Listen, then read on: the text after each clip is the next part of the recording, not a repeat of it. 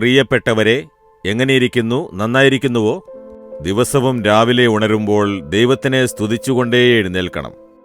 മനസ്സിൽ സന്തോഷമുണ്ടാകുന്നതുവരെ ദൈവത്തിന് സ്തോത്രം പറഞ്ഞ് ദൈവസാന്നിധ്യത്തിൽ നിങ്ങൾ എപ്പോഴും ഉത്സാഹഭരിതരായിരിക്കണം.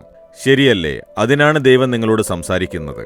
ഈ ദിവസം ദൈവം തരാൻ പോകുന്ന വാക്ക് കേൾക്കാൻ ആകാംക്ഷയോടെ ഇരിക്കുകയാണോ?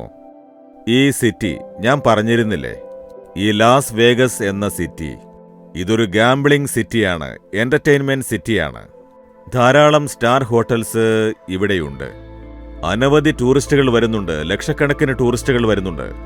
ഇവിടെ വന്ന് ഹോട്ടൽസിൽ ചെന്ന് ഗാംബ്ലിംഗ്, അതായത് ചൂതാട്ടം, അതിന്റെ സൗകര്യങ്ങൾ പലതും ഉള്ളതുകൊണ്ട് ജനങ്ങൾ അതിനുവേണ്ടിയാണ് വരുന്നത്. അനേകം ജനങ്ങൾ അതിനടിമകളായിരിക്കുന്നത് കാണാൻ കഴിയും. ഇതുപോലെ പാപം നിറഞ്ഞൊരു പട്ടണമാണ് ലാസ് വേഗസ്. പക്ഷേ ഈ പട്ടണത്തോട് ദൈവം കരുണ കാണിച്ച് 3 ദിവസത്തെ ഫാസ്റ്റിംഗ് പ്രയർ ഈ അമേരിക്ക നാടിനു വേണ്ടി ഈ പട്ടണത്തിൽ നടക്കണമെന്ന് ദൈവം കഴിഞ്ഞ വർഷം തന്നെ കൽപ്പിച്ചിരുന്നു. ആ പ്രാർത്ഥനയ്ക്കായിട്ടാണ് ഞാനിവിടെ വന്നിരിക്കുന്നത്. 3 ദിവസം ഉപവസിച്ചിവിടെ പ്രാർത്ഥിച്ചുകൊണ്ടിരിക്കുന്നു, ഈ പട്ടണത്തിനൊരു മാറ്റം ഉണ്ടാവുന്നതിനു വേണ്ടി. ശരി, നിങ്ങളും ഈ പട്ടണത്തിനു വേണ്ടി പ്രാർത്ഥിക്കണം. ഇന്ന് ദൈവം തരാൻ പോകുന്ന വചനം എന്താണെന്നറിയണ്ടേ? ലൂക്കോസ് 6-ാം അധ്യായം 36-ാം വാക്യം. നിങ്ങളുടെ പിതാവ് മനസ്സലിവുള്ളവനാകുന്നതുപോലെ നിങ്ങളും മനസ്സലിവുള്ളവരായിരിപ്പിൻ. ദൈവം പറയുന്നു, എന്റെ മക്കളെ, മനസ്സലിവുള്ളവരായിരിപ്പിൻ. അലിവ് തോന്നുന്ന സ്വഭാവം നമ്മുടെ ഉള്ളിലുണ്ടാവണം. ചിലരെ കണ്ടിട്ടില്ലേ, കഠിന ഹൃദയമുള്ളവരായിരിക്കും. സ്വന്തം വീട്ടിലുള്ളവരോട് പോലും മനസ്സലിവ് കാണിക്കില്ല. വീട്ടിൽ തന്നെ കഠിന ഹൃദയത്തോടു കൂടി സംസാരിക്കുന്നു. മാത്രമല്ല, മറ്റുള്ളവരെ ഭയപ്പെടുത്തി അടിമത്തത്തിൽ വെക്കുന്നു. ഒരലിവുള്ള സ്വഭാവം നമ്മുടെ ഉള്ളിൽ ഉണ്ടാവണം. അതേപോലെ പുറത്തു പോകുമ്പോൾ ഭിക്ഷയെടുക്കുന്നവരെ കാണാറുണ്ട്. കഷ്ടപ്പെടുന്ന ജനങ്ങളെ കാണും. അവരോട് മനസ്സലിഞ്ഞ് നമ്മൾ സഹായിക്കണം. എന്തുകൊണ്ടാണ് ദൈവം മനസ്സലിവ് പ്രതീക്ഷിക്കുന്നത്? നിങ്ങൾ മനസ്സലിവുള്ളവരാകുമ്പോൾ മറ്റുള്ളവരെ സഹായിക്കും. യേശുക്രിസ്തുവിന് എപ്പോഴും മനസ്സലിവുള്ള സ്വഭാവമുണ്ടായിരുന്നു.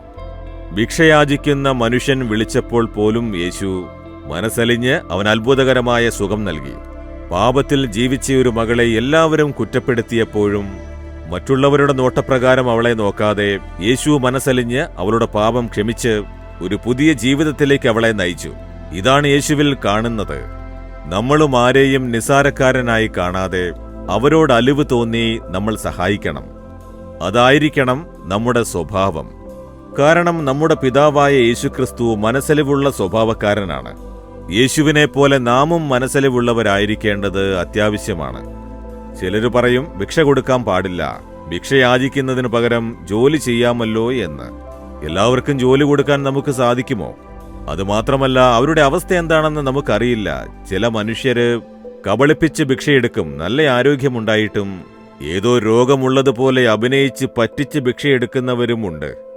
യഥാർത്ഥത്തിൽ ബാധിക്കപ്പെട്ട, കൈവിട്ട സ്ഥിതിയിൽ സഹായിക്കാൻ ആരുമില്ലാതെ ഭക്ഷണത്തിന് വഴിയില്ലാത്തവരും ഉണ്ട്. അതെങ്ങനെ കണ്ടുപിടിക്കും? നമ്മൾ പോകുന്ന വഴിക്ക് അതൊന്നും അന്വേഷിച്ച് കണ്ടുപിടിക്കാനാവില്ല. ഭിക്ഷയെടുക്കുന്ന ഒരാളെ കണ്ടാൽ അവർക്ക് നിങ്ങൾ തീർച്ചയായും ഭിക്ഷ കൊടുക്കണം. ദാനധർമ്മം ചെയ്യണമെന്ന് യേശു പറഞ്ഞിട്ടുണ്ട്. മറ്റുള്ളവരോടൊരു മനസ്സലിവുണ്ടെങ്കിലേ ദാനധർമ്മം ചെയ്യുന്ന സ്വഭാവമുണ്ടാവൂ. അതുകൊണ്ട് നമുക്കും യേശുവിനെ പോലെ അലിവുള്ള സ്വഭാവമുണ്ടാവാനായി നാം പ്രാർത്ഥിക്കണം. ഈ വർഷം നിങ്ങൾ എത്ര പേർക്ക് ധർമ്മം കൊടുത്തിട്ടുണ്ട്? എത്ര പേരെ സഹായിച്ചിട്ടുണ്ടെന്ന് ആലോചിച്ചു നോക്കൂ. എത്രയോ പേർ റോഡിലും കടത്തിണ്ണയിലും ആഹാരം കഴിക്കാൻ പോലും വകയില്ലാതിരിക്കാറുണ്ട്. അവരുടെ മേൽ മനസ്സലിവുള്ളവനാണ് യേശു. ചില വർഷങ്ങൾക്ക് മുൻപ് യേശു പറഞ്ഞു, തെരുവിന്റെ ഓരത്ത് വീടില്ലാതെ കിടക്കുന്ന ജനങ്ങളെ നോക്ക്. അതിൽ വ്യാധിയുള്ളവരുണ്ടാകും, ബലഹീനരായവരുണ്ടാകും, അതുപോലെ അവയവങ്ങൾ ബാധിക്കപ്പെട്ടവരും ഉണ്ടാകും. അവർക്ക് ജോലി ചെയ്യാൻ സാധിക്കില്ല. കുടുംബം അവരെ ഉപേക്ഷിച്ചിട്ടുണ്ടാവും. അവരെങ്ങനെ ജീവിക്കും? ഭക്ഷണം കഴിക്കാതെ കഷ്ടപ്പെട്ട് വേദനിക്കുന്ന ജനങ്ങളുമുണ്ടാകും. ഒരു നേരത്തെ ഭക്ഷണമെങ്കിലും അവർക്ക് കൊടുക്കാമല്ലോ എന്ന് യേശു എന്നോട് പറഞ്ഞു. ആ മനസ്സലിവ് യേശു എനിക്ക് തന്നതുകൊണ്ട് ഇപ്പോൾ മധുര, ചെന്നൈ, ട്രിച്ചി എന്നിവിടങ്ങളിൽ ദിവസവും ഒരു നേരം 15,000 പേർക്ക് രാത്രി ആഹാരം കൊടുക്കുന്നു.